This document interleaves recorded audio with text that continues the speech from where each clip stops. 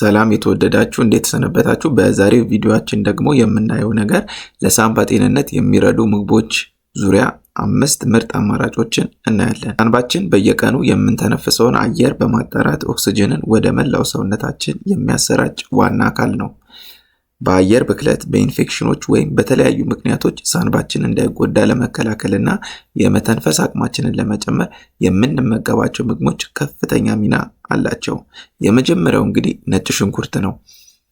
ነጭ ሽንኩርት አሊሲን የተባለ እጅግ ጠንካራ ጸረ ባክቴሪያና ጸረ ኢንፌክሽን ውህድ በውስጡ ይዟል።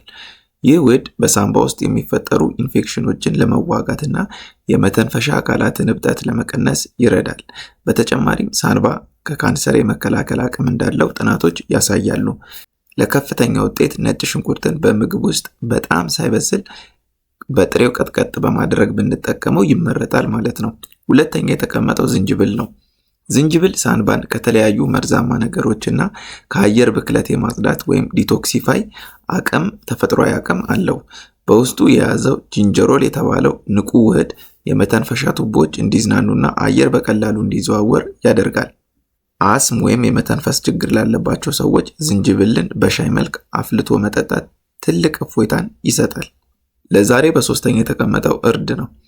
እርድ በውስጡ ኩርኩሚን የተባለ ኃይለኛ አንቲኦክሲዳንት ይዟል። ይህ ውህድ በሳንባ ላይ የሚፈጠርን ውጥረትና እብጠት በመቀነስ ረገድ ወደር የለውም። በተለይም ለረጅም ጊዜ የሚቆይ የሳንባ በሽታና የአስም ስሜትን ለመቀነስ እርድን በየቀኑ በምግባችን ውስጥ አካተን መመገብ ይመከራል ማለት ነው። አራተኛ የተቀመጡት እንግዲህ እንደ ጎመን፣ ቆስጣና ብሮኮሊን ያሉ አረንጓዴ አትክልቶች ናቸው። እነዚህ አትክልቶች በጸረ ካንሰር ውህዶች የበለጸጉ ናቸው።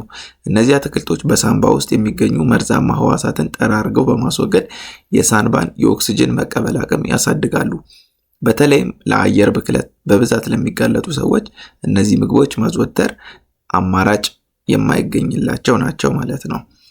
ለዛሬ በመጨረሻ የተቀመጡት እንግዲህ ሲትረስ ፍሩት እንደ ብርቱካንና ሎሚ ናቸው።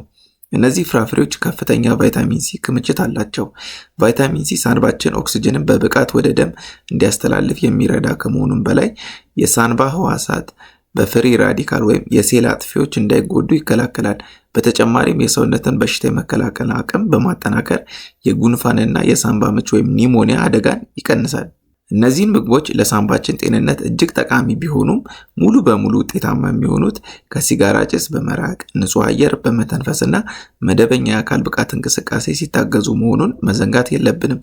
ለዛሬ የነበረን መረጃ ይህን ይመስላል። መልካም ጊዜ።